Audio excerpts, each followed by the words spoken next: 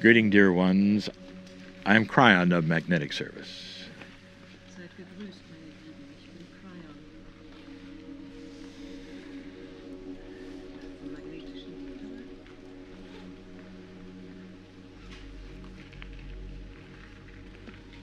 And so most of you are standing in a clump of trees on the male island. And all of you are grounded. In fact, continuing the last channel, it might even be a good idea to hug one of the trees before you leave the island. This channel on this island will be a short discussion of a kind of evolution you don't expect. But before we do that, I give you controversial information about very recent history here on this island. This will be meaningful or not, mostly for the Bavarians. For we speak of the king, and the king we speak of is Ludwig, who built a castle on this island. But wait, was it Ludwig? It's a French castle. Why did a Bavarian king build a French castle on this male island? And the answer is Ludwig was a bit confused. In fact, he was very confused. First thing that you should know, it is a good thing, but not well known, but that explains a little of Ludwig. His last lifetime was as a female. So Ludwig comes in as a wonderful decorator. That explains a little. The flag on his castle should have been the rainbow flag.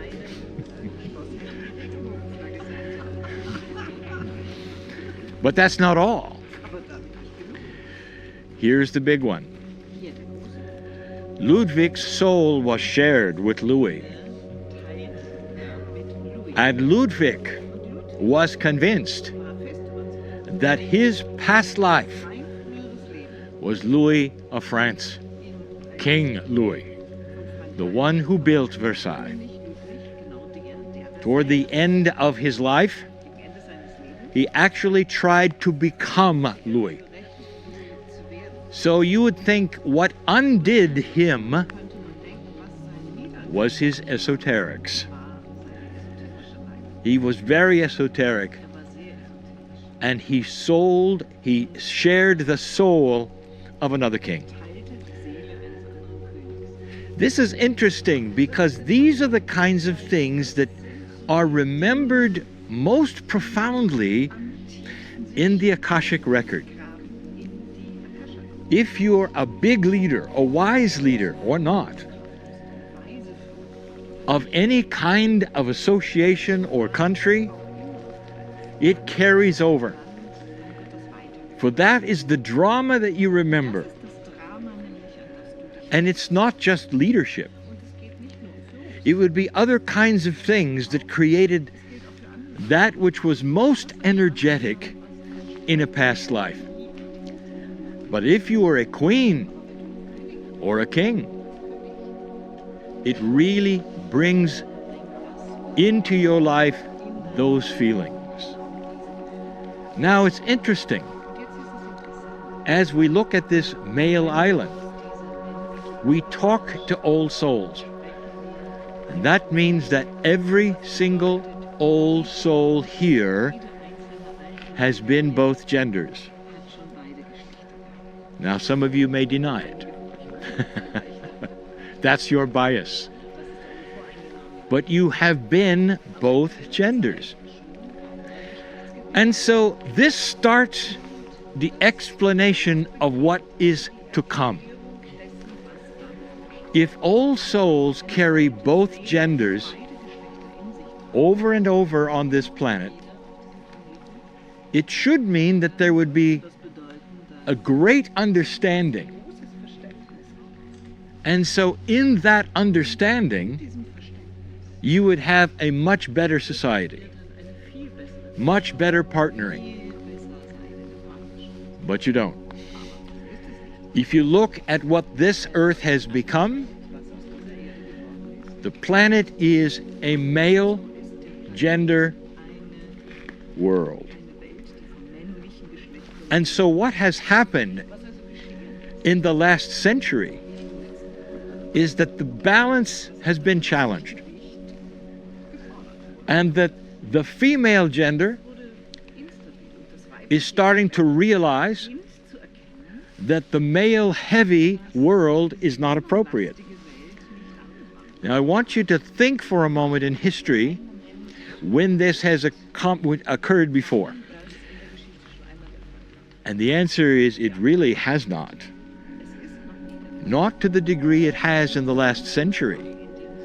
That in itself is a kind of evolvement.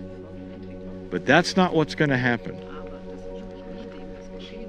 Right now, there is still a battle for what many call equality between the genders, especially in the Western world. Dear ones, I'm going to tell you what is possible here. How do I say this? An evolving human spirit will start to remember what it was like to be the other gender. Women, listen. Men, listen. Can you imagine how much more comfortable life would be? How much better societies would be? How much better business and government would be if you had the attributes, the strong attributes of the other gender as well, so that there would be wisdom. In partnerships today, some of the worst ones, this is controversial, some of the worst ones are old souls, for they compete.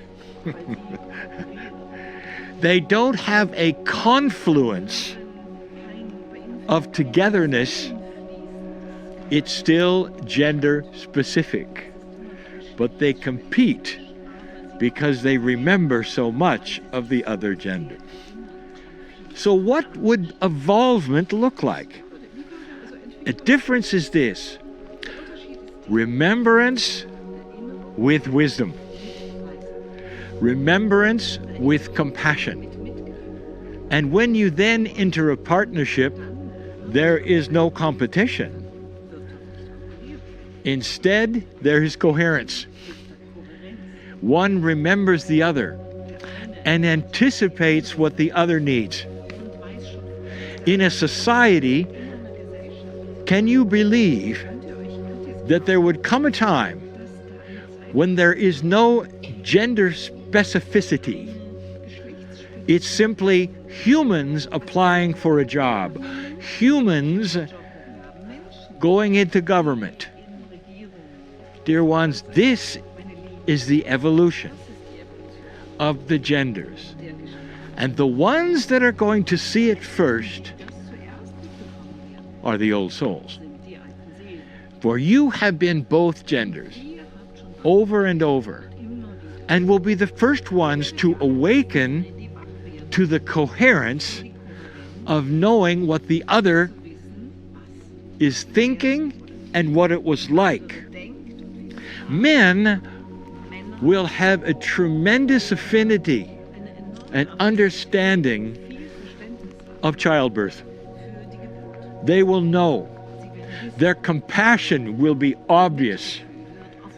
They may even have the pains of the woman. The confluence together will be something new and noticed in human nature. The women will understand the issues, the fears and the anxieties of what the male goes through to try to provide for the family in the ways that males have done. And together, you will have a wisdom that starts no more separation. Yes, males and females will always be males and females for the purposes of procreation, obviously. But can you imagine a sameness of thought, a gentleness? Dear ones, this is something that people have dreamed about. A coming together that's compassionate and not competitive, where there would be no separations drawn of who does what and why, where history doesn't matter. You simply do the things that help one another. Government will change, and that will be obvious as well. This very country is sharing that particular attribute, an attribute that has not yet happened in other parts of the Western world. Realization that the gender doesn't matter. The wisdom matters, the intelligence, the humanism, as it should. So there is the evolvement of human nature. And the old soul has the experience to make this work first. So perhaps there'll come a day when this is no longer a male island, but only in history is it considered a male island. And that is the evolution of humanity. And so it is. Und so ist